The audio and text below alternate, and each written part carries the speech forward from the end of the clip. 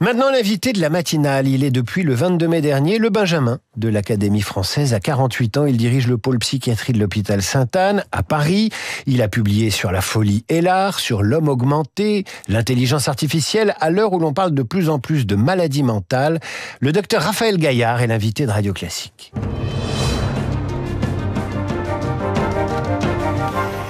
Raphaël Gaillard, bonjour. Bonjour. Félicitations, merci d'être avec nous. Une semaine après cette réception à l'Académie française dont vous êtes le Benjamin, on va en parler dans un instant.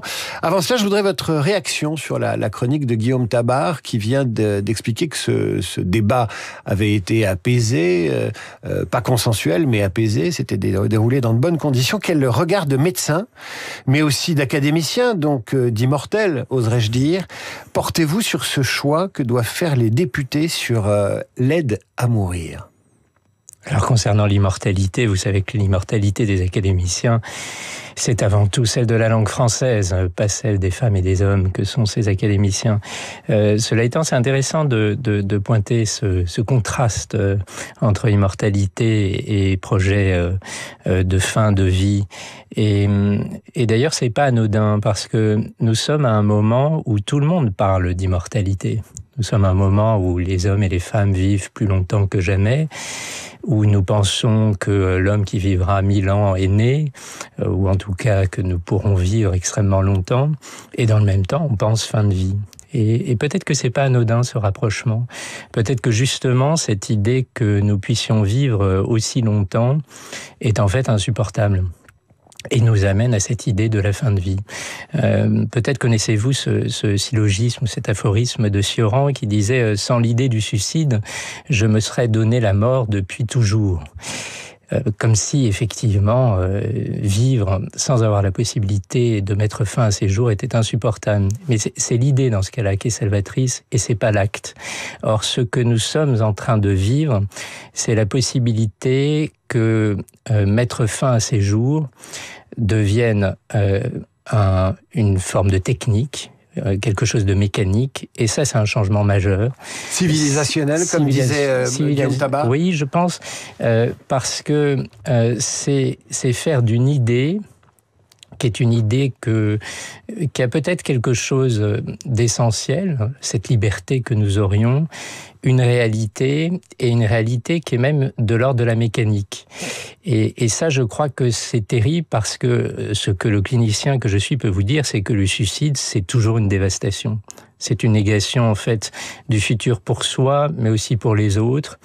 Et quand on ouvre cette perspective, quand on la rend implacable par le seul jeu de la loi et de la technique, c'est-à-dire de l'assistance médicale, qui n'est pas là pour ça, eh bien, je crois qu'on rompt quelque chose d'essentiel dans la perspective de vie, qui va bien au-delà de cette liberté que nous pouvions revendiquer. Raphaël Gaillard, docteur Raphaël Gaillard, il y a des pays qui autorisent le suicide assisté, y compris pour des individus qui sont sains de corps, mais qui disent trop souffrir psychiquement.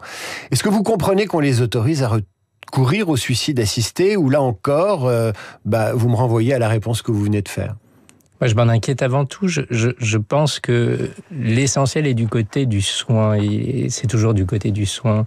Ma consoeur Lucie Berkovitch a écrit il y a pas longtemps une tribune avec quelques collègues autour de, par exemple, l'accès aux psychédéliques en fin de vie.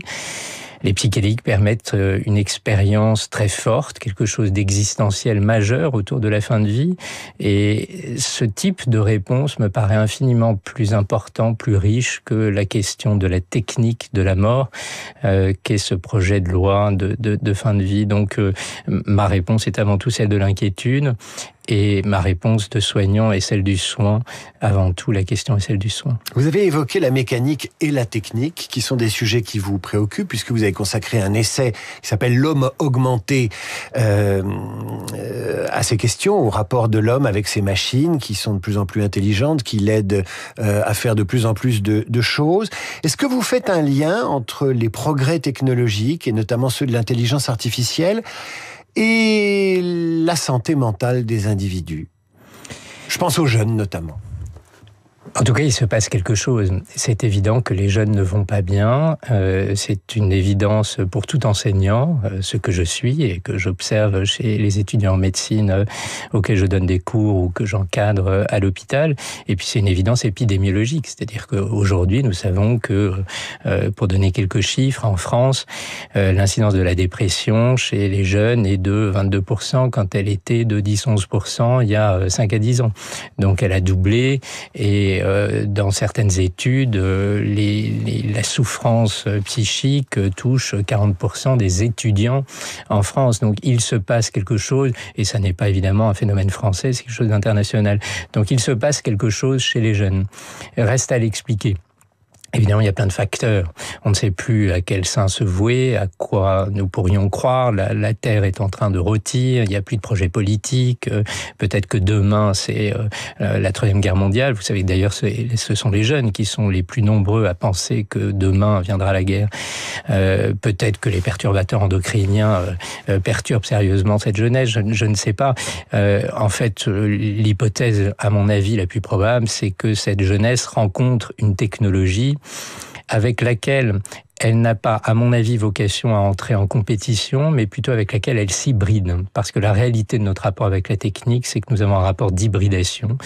Nous fonctionnons avec elle plutôt que nous rentrons en compétition avec la technologie. Je ne crois pas beaucoup au grand remplacement, je crois que l'enjeu est plutôt l'hybridation. Et cette hybridation, bah oui, elle a des effets secondaires. Et dans ces effets secondaires, il y a l'altération de notre santé mentale. Raphaël Gaillard, je rappelle que vous dirigez le pôle psychiatrie de l'hôpital Sainte-Anne. Vous l'avez dit vous-même, vous êtes enseignant. Vous avez parlé de des difficultés des étudiants en médecine. Et je voudrais vous suggérer ce paradoxe. Comment se fait-il que les études de médecine, celles qui forment des gens qui doivent nous soulager de la douleur et de nos peines, sont des études qui sont réputées pour faire mal? Pour faire mal. Alors, ou des études douloureuses? Je ne sais pas si je le dirais comme ça. Moi, en tout cas, ce que je peux vous dire de mon expérience d'étudiant en médecine, c'est que c'est l'expérience de vie la plus forte que j'ai pu connaître, que cette confrontation à la douleur de l'autre, et y compris à la mort. Et ça, c'est une expérience de vie incroyable. En plus, moi, j'ai été au même moment étudiant dans une école très intellectuelle qui était Normale Sup, et donc rencontrer cette réalité de la vie et donc de la mort, c'était essentiel. Et je crois qu'il y a très peu de choses qui peuvent donner accès à une telle réalité. Peut-être les campagnes militaires pour un jeune militaire. Donc je ne dirais pas que les études médicales sont une expérience de la brutalité, de la douleur. Je dirais que c'est une expérience humaine extrêmement forte. Et peut-être que nos jeunes aujourd'hui sont tellement fragiles que faire face à l'intensité de cette humanité devient difficile. Non, mais les conditions de travail des externes, la difficulté des examens, le rythme des examens, cette première année couperet, tout cela vous paraît finalement normal, est une normalité appliquée à des gens de plus en plus fragiles? Non, il y a plein de choses qui sont aberrantes. Il y a des choses d'ailleurs qui sont en cours de réforme. La réforme de la première année est pour l'instant vraiment pas un succès, mais peut-être quand même dans l'idée va dans le bon sens, c'est-à-dire une plus grande diversité d'origine des étudiants plutôt que d'avoir uniquement de purs scientifiques. Donc les choses évoluent. Et effectivement, les gardes sont très lourdes, la rémunération est ridicule, absolument ridicule. Donc il y a plein de choses qui doivent changer. Mais j'insiste sur le fait que l'expérience de vie est une expérience d'une intensité absolument spectaculaire et que, en regard, nos jeunes sont aujourd'hui d'une très grande fragilité, qu'il vaut mieux s'interroger sur l'origine de cette fragilité et peut-être essayer d'y remédier pour les générations futures, les enfants, les adolescents qui sont aujourd'hui en train de grandir. Alors, j'ai recueilli la parole du médecin. Parlons de l'académicien. Donc, le 22 mai dernier, vous êtes reçu à l'Académie française avec un rituel quasi immuable. Vous faites un discours qui honore la personne dont vous prenez le siège à l'Académie française. En l'occurrence, c'était Valéry Giscard d'Estaing. Et en contrepartie, il y a un discours de réponse. Pascal Horry, historien des idées, historien des intellectuels, de la vie politique française, qui fait un discours en brossant votre portrait. Vous avez donc dû faire le portrait de Valéry Giscard d'Estaing, qui était un homme qui a pris un monde assez lisible et qui a terminé son mandat dans un monde de crise, d'incertitude. Vous l'avez un peu décrit d'ailleurs, ce monde-là. Qu'avez-vous appris d'essentiel sur Valéry Giscard d'Estaing en passant un an dans la compagnie de ses archives, de ses vidéos et de ses livres ? Alors moi d'abord j'ai pris un immense plaisir à passer cette année auprès de cet homme exceptionnel d'une intelligence étincelante et dans cette décennie fascinante qui plus est qui est ma décennie de naissance, donc pour moi c'était une sorte de retour aux origines que de fréquenter la décennie des années 70. Ensuite j'ai été tout à fait admiratif de voir cet homme réformateur, grand réformateur, visionnaire, aussi bien par ses réformes industrielles, les premières lignes à grande vitesse, l'industrie nucléaire, toute une série de réformes majeures du point de vue des infrastructures, mais aussi libérales. L'IVG, bien sûr, l'abaissement de la majorité à 18 ans, le divorce sur consentement mutuel, la loi sur le handicap, très important pour le médecin que je suis, le démantèlement de l'ORTF, la fin des écoutes, toute une série de réformes majeures du président Giscard d'Estaing.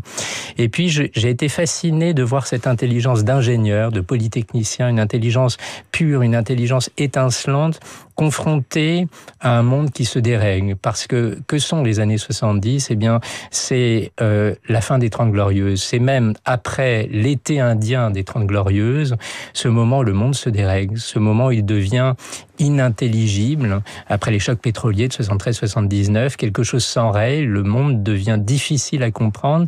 Et là, on voit comment une intelligence extrêmement pure, extrêmement belle, est confrontée à quelque chose qui devient difficile à comprendre, un monde dans lequel apparaît le chômage de masse, dans lequel se dérègle l'économie, que le grand argentier, qui avait été Giscard d'Estaing pendant presque plus d'une décennie d'ailleurs, avant d'être président de la République, ne parvient plus guère à expliquer, ce qui va entraîner probablement des transformations internes à l'homme lui-même, confronté à cette complexité du monde. Et à son élocution, parce que vous avez fait quelque chose de très indiscret dans ce discours, vous êtes rentré dans le palais présidentiel au sens propre du terme, c'est-à-dire à l'intérieur de la bouche de Valéry Giscard d'Estaing qui petit à petit se met à avaler les mots et à ne plus formuler les choses aussi clairement qu'autrefois.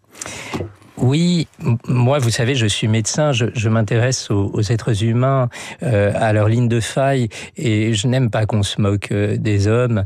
Je préfère les comprendre. Et j'ai été très étonné à le suivre au travers des archives de l'INA pendant des décennies, en observant que son élocution changeait au cours du temps, que cet homme qui était d'une clarté incroyable. Tout le monde allait l'écouter alors qu'il était député. Mitterrand dit de lui, j'ai vécu sa présentation du budget 71 comme un chef-d'œuvre. C'est cela. Et puis quelque chose s'enraye. Et l'une des hypothèses, c'est évidemment la solitude du pouvoir, quelque chose qui change. La langue du président se met à faire le tour du palais parce qu'il est seul dans ce palais. Mais c'est aussi le fait que sa compréhension du monde change.